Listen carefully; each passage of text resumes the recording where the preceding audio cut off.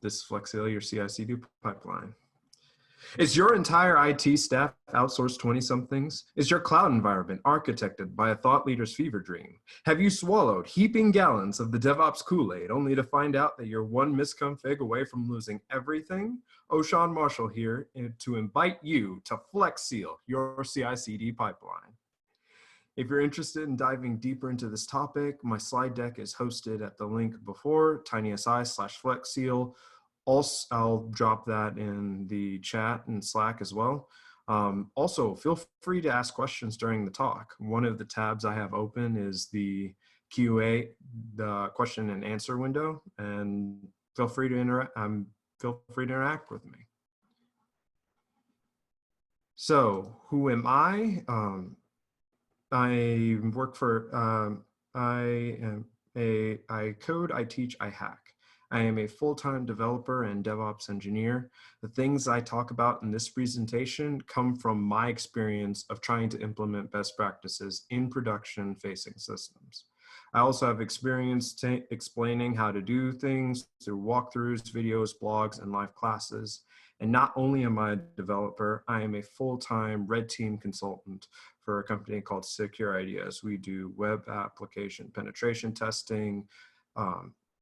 We do security consultation and training for developers. And I also break other people's web apps and investigate their cloud environments. So I've seen people do the things that I talk about well. I've also seen people do it not so well. So enough about me. Here's the ground that we're going to cover. First, I'll define what a CI/CD pipeline is, and then I'll give you a quick crash course on identity and access management in AWS, otherwise known as IAM. Then we'll focus on 3 strategies for funneling security throughout the entire process. So all of these strategies are, of course, inspired by the FlexSeal family of products. If you have no idea what I'm talking about, Google it. You're in for a good time. So the 3 strategies are as follows. We will flex glue different components together using CloudFormation, flex tape leaks in the software supply chain using our package manager, and then we will flex seal the build containers we will be using. And then I will show, and throughout the process, I'll be showing you brief demos of what the concepts that we're covering before closing. So a CI/CD pipeline is a system that allows multiple versions of the source code to be integrated, built, and ready for deployment. In a perfect world, we get from repo to production in seconds. In the real world, we either end up with something that's painfully slow or something that forces out way too much information at once and leaks information everywhere. The focus of this talk is to bake in as much security as we can in the building, testing, and deployment phases of our pipeline without sacrificing efficiency or availability. There's a lot of tooling available in the space, like Travis, Jenkins, GitLab, and dozens of other players. But in this talk, we'll be centering around Code Pipeline. Why? Because it's the tool that I'm most familiar with. Therefore, it is perfect. No, it's a decent tool because it's relatively easy to set up. Code Pipeline as a service allows you to automate build and deployment processes in AWS. This can be as simple as a 2-step deployment of a static website to S3, or as convoluted as you would like. Both GCP, Google Cloud Platform, and Azure have their own versions of this. Just look, whatever cloud provider you select, just look for their continuous delivery offerings, and you'll find something similar to this. So when you use Code Pipeline, you will get temporary access to a container with the AWS CLI installed, Bash, and outgoing internet access. The other tools that we will use will fit neatly in this. But before we can move on, we need a more concrete example. Now, imagine for a second, you're building an online portal, but instead of the traditional server stack and things like that, you decide it's going to be serverless. So you'll deploy the client-side application to an S3 bucket. All the requests will be handled by Lambda functions grouped under a REST API, defined an API gateway, and user information and user groups will be stored in DynamoDB. Each of those Lambdas will need different access to different APIs and other AWS services at different levels of authorization, depending on the user. Now, does that sound convoluted? Trust me, you have no idea. But these are the applications that people are building now. And serverless or not, it's perfectly normal to build a web app that speaks to a dozen or so more cloud services. So in order to put this together and to move forward, we need just a quick crash course on identity and access management in AWS. So IAM, for short, has to do with users or entities acting on a user's behalf. There are hours of content going into each element discussed here, but we can stick to an overview for now.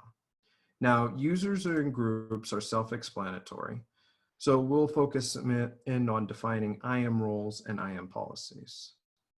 So an IAM policy is simply a JSON document, just a simple file with key value pairs that define what a user can or cannot access.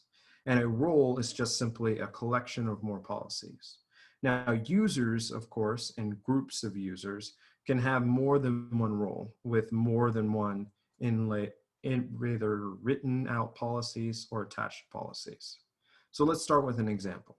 I'm a user in my company's AWS environment, and I have two roles. As a developer, I have access to company source code for our various internal projects. And as a consultant, I have permission to spin up a server or an EC2 instance for cracking passwords. Not all entities in AWS are users or groups of users. Non-human users, like Amazon resources, also have roles and policies as well. So let's say you're using Code Pipeline to deploy a serverless web app we discussed earlier. You have your source code in GitHub and you're hosting it in S3. The pipeline itself is something with a role, and the role for that pipeline would have to have a policy that would give it access to pull the code from GitHub and to push it to S3. Now, S3 has its own special set of policies called bucket policies, and there's a lot to go in there, so it's out of scope for this talk. But you've heard many times in headlines where people have misconfigured S3 bucket policies and left their information out on the open internet. But here's another problem. Messing up your IAM roles and policies can make your AWS environment insecure. If you mess up your IAM roles and give services access that they do not need, if those services are then compromised, you're opening up. They now have permission to continue to wreak havoc in your environment. So I'll give you an example. In the Capital One breach, for example, a public-facing web application was compromised. When the attacker got onto the underlying EC2 instance, she was able to query the permissions that EC2 instance had. Now, that EC2 instance had read and write access to over 300 buckets containing sensitive information like socials, credit card numbers, etc.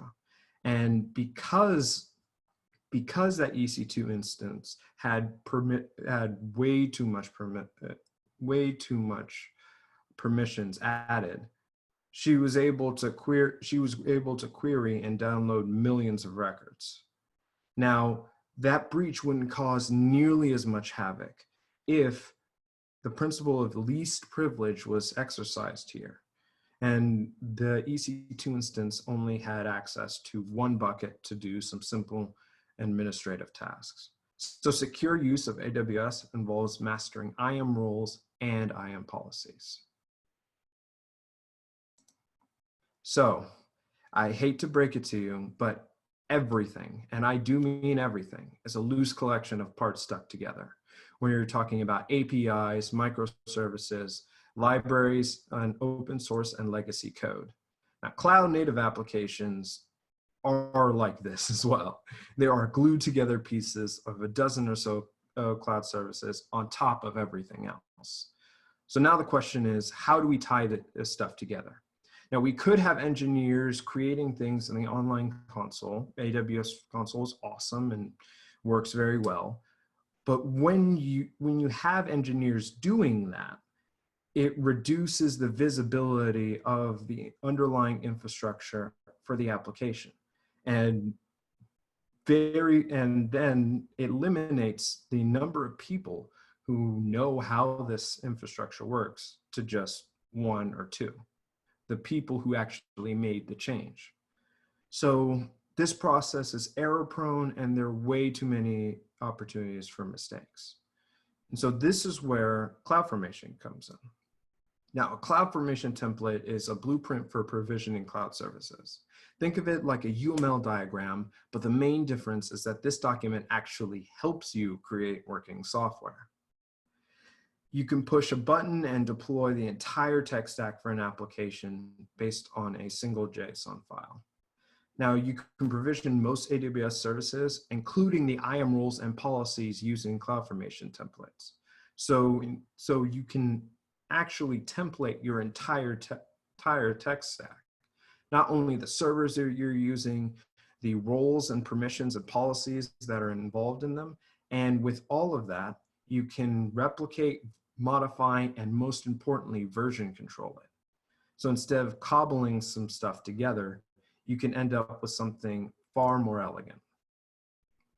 Now, let's jump into a quick demo of another benefit that CloudFormation templates give us.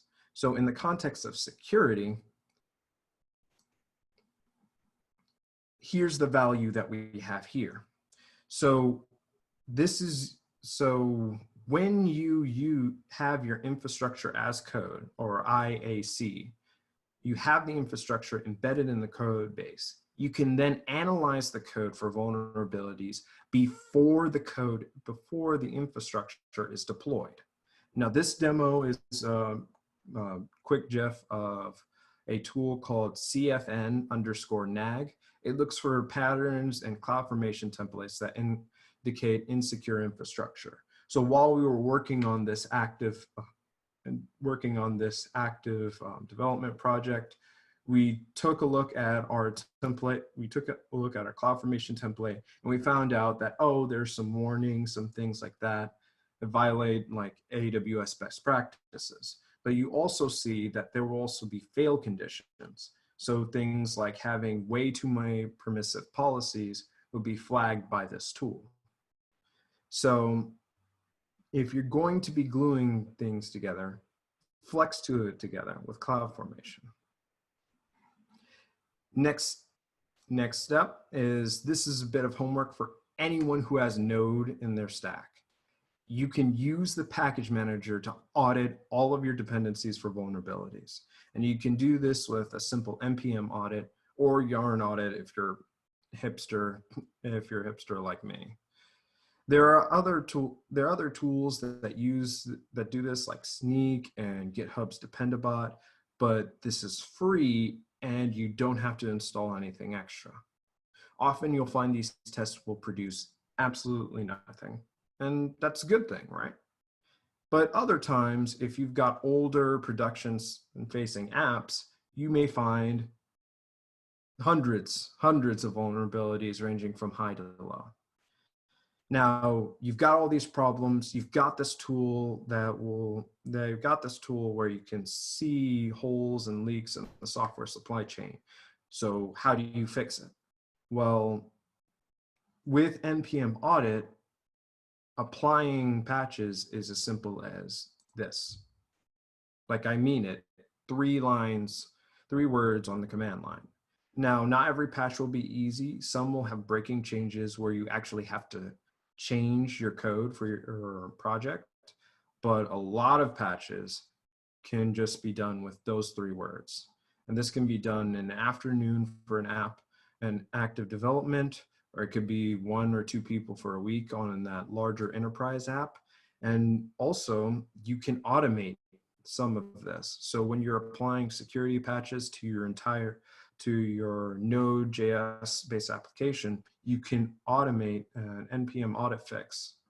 And then if the unit tests for that particular build pass, then you just send that to your clients. Now there's similar tooling in C#, Java, Go, and many other languages. A lot of that tooling is open source.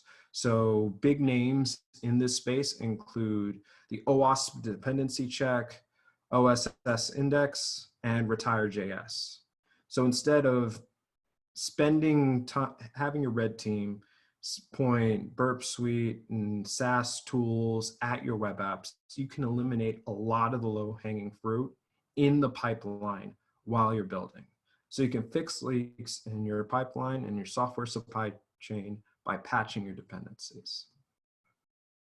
And just to show and to practice what we preach and to show a live demonstration, we've got a deployment, actual footage of one of our deployments. So we see that in the pipeline, this certain build failed. So let's investigate, jump into the details, and see what's going on. When we dive into logs, we find out that we deployed the CloudFormation stack correctly, the unit tests work, and the APIs deploy correctly. But we also notice that one of our dependencies has a moderate level vulnerability, which is cross-site scripting. See? And I don't know about you, but my boss won't let me ship client-side code with moderate level vulnerabilities. But your environment may be different. So you may instead of just blocking the deployment and being that severe, you may ease it up and just simply do an alert to trigger a human intervention to apply the patch that we discussed further. Or you can have just special alert trigger from the event that will apply the patch automatically if it's available. What you do in your environment depends on your tolerance for risks and your processes for vulnerability management.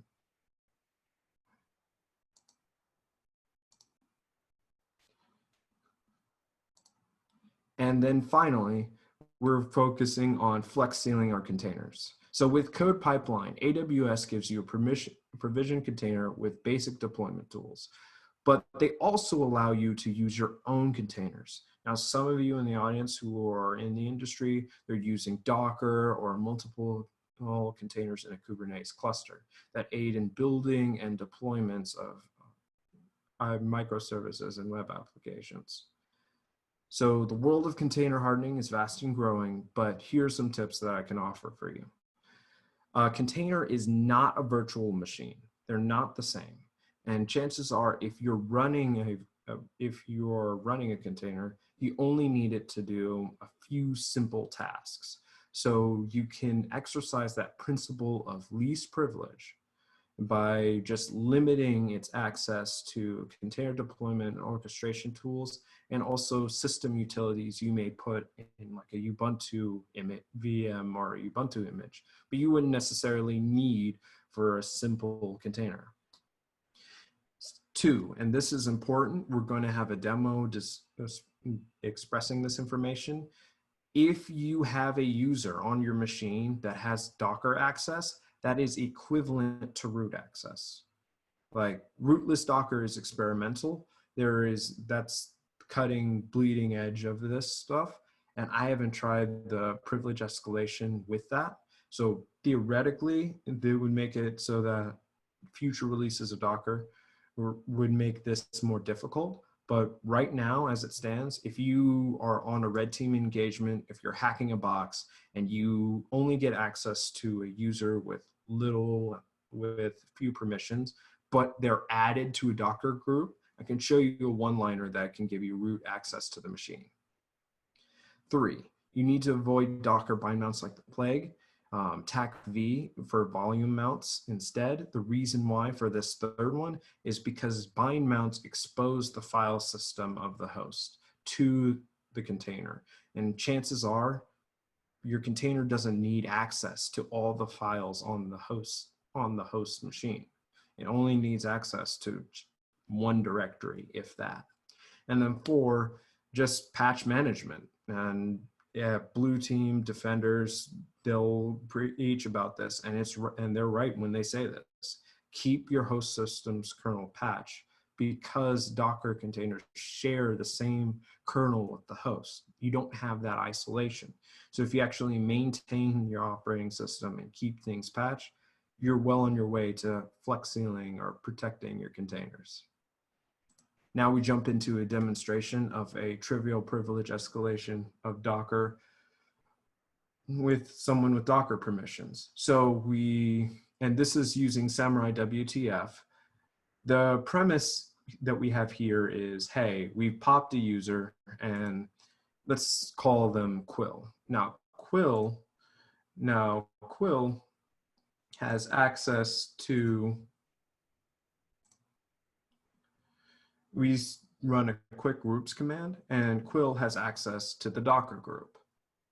All right, so if they have access to Docker, let's try this one liner right here.